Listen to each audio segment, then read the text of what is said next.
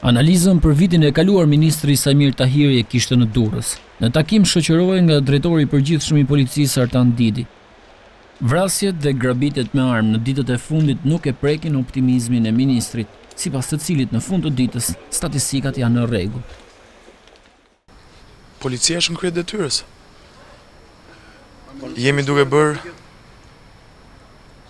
dhe nuk mendojmë, po shifrat flasin qartë për eficiencën e punës policisë shtetit.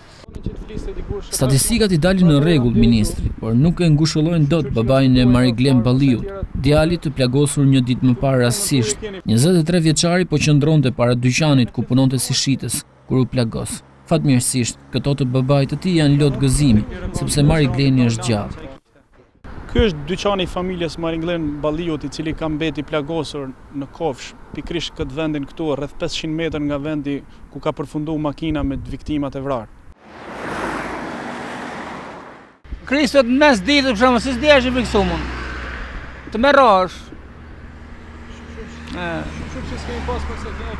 Mine zot, kujtoj zot 1000 herë që ne ka shpëtu, se aty kënë gjohet mrapa tavolinës.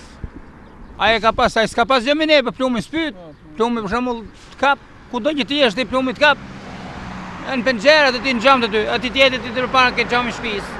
Kemi shpëtu, për të shpëtu kemi shpëtu, jo vetëm unë për të gjithë. Thanë janë shtrit gjithë për gjatë, do t'jë në rrugë duke më qef, nga ajo që nga Afrika se kanë qitë trupin edhe kanë gjujt. Gjithë rrugës vetëm duke gjujt. Luftë, zote na rujt. Osobloqet janë ngritur pas atentatit, ku mbeti i vrarë i dënuari me 25 vjet burg Astrid Gjepali, punati i tij Halit Fici dhe i plagosur pasagjeri tjetër i makinës, me të cilin po e dërgonin në qeli Ilir Sulkja. Këtu në fshatin Gos të Kavajës, në rrugën nacionale Kavaja-Rrogozhin, janë rikthyer ekspertë e policisë shkencore për të kryer veprimet e fundit në vendin e ngjarjes, ku mbetën të vrarë Astrid Gjepali, Halit Fici dhe u plagosën kunati i tij Ilir Sulkja dhe Mariglen Balliut, të cilët po mjekohen në spitalin e Durrësit. Ndërkohë banorët e zonës ndihen të friksuar dhe nuk pranojnë të flasin në lidhje me ngjarjen e ditës së ejte. Tash të friksuar, tash. Tash po ne do të latë. Do kesh frikë. Jeni fiksuar për ngjarje që ndodhin? Po s'kom qellu dje këtu për ne. Atentatorët e maskuar qelluan mbi Astrid Gjepalin dhe mbi gomat e makinës për ta devijuar atë jashtë rrugës.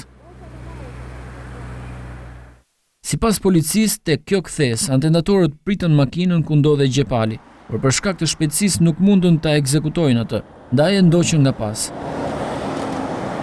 Njëri prej të plagosurve, Ilir Sulkja, tha në prokurori se nuk ka arritur të fiksojë fytyrat e atentatorëve, pasi ata ishin të maskuar.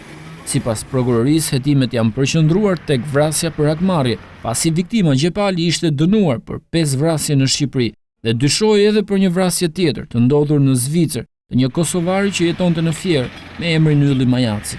Policia kontrolloi disa banesa në fshatin Shëna Vlash të Durrësit, duke shoqëruar dhe marrë në pyetje shumë persona. Mjeti që u përdor për vrasjen e Gjepalit dhe kunatit të tij rezultoi se është vjedhur në muajin nëntor të vitit 2013 në Tiranë. Kjo të bën të mendosh se atentati është planifikuar prej kohësh.